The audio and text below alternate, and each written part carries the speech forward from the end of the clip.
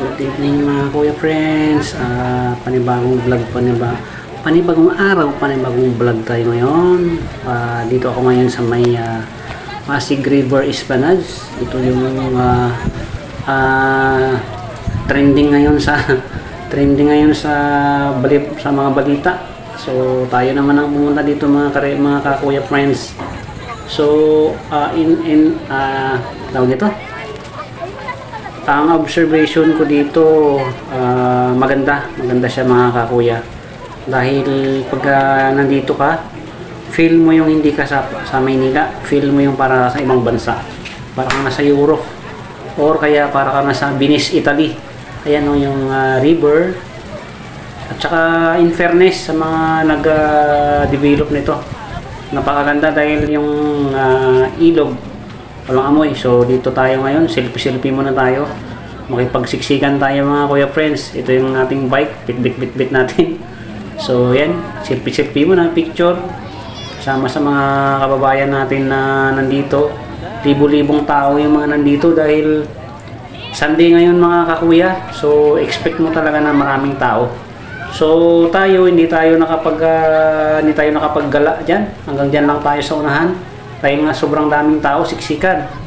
Hindi tayo pwedeng makipagsapalaran sa siksikan dahil may bike tayong dala. So dito tayo ngayon, picture dito sa may fountain. Ganda ng fountain dito, iba-ibang kulay ng ilaw. So yan, maraming mga nagpa-picture.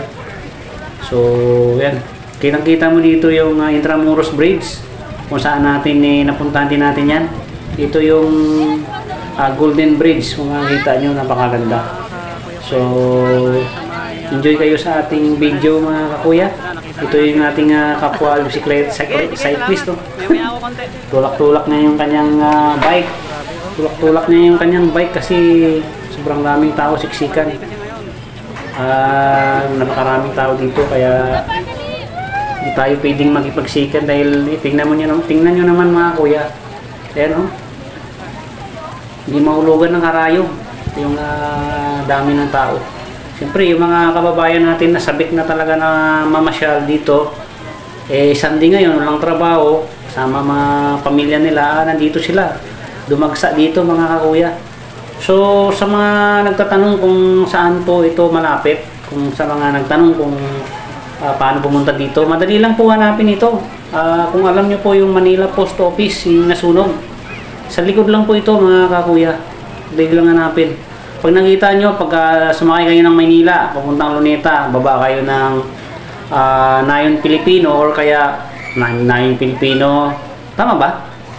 Baba kayo ng Post Office na lang, Post Office Manila. So kahit lakarin nyo, sa likod lang yan. Lakarin nyo lang mga kuya, sa likod lang po yan. So yung mga lampshade nila, gaganda yung mga fountain nila, ganda ng kulay.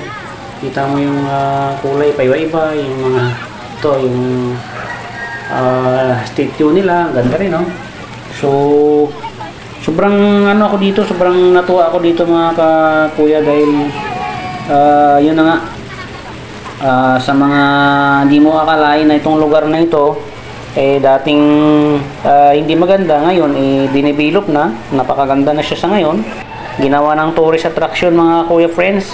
Tingnan nyo naman. So ito kuya nyo, picture, video dahil maraming mga nagsiselfie dito dahil iba sabik na makapunta dito dahil nga napapanood lang nila sa balita, napapanood lang nila sa YouTube. So yung nandito na sila, siyempre pagkakataon mo nang magpicture. So ganun din tayo mga kakuya friends, sabik din tayo. May panood lang natin sa balita ito mapanood lang natin sa mga vlogger. So tayo naman yung nandito. So maraming salamat at tayo naman ay nakarating dito mga kakuya. So enjoy lang po kayo sa panood ng ating video.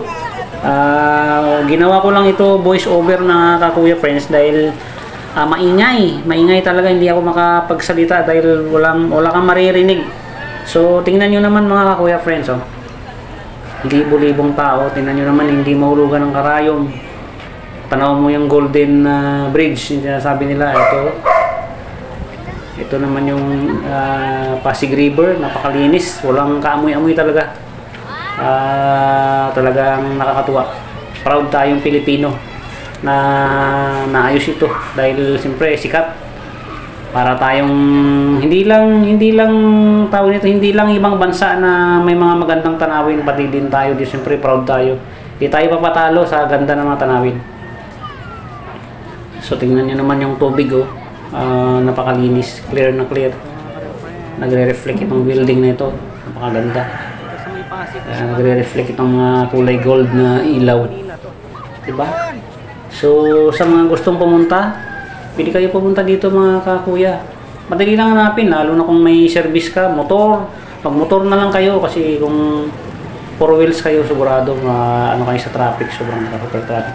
Ang ganda ng fountain, iba-ibang kulay. Mahaba yan hanggang doon sa dulo. Hindi lang tayo nakapunta doon sa dulo dahil nga sobrang daming tao.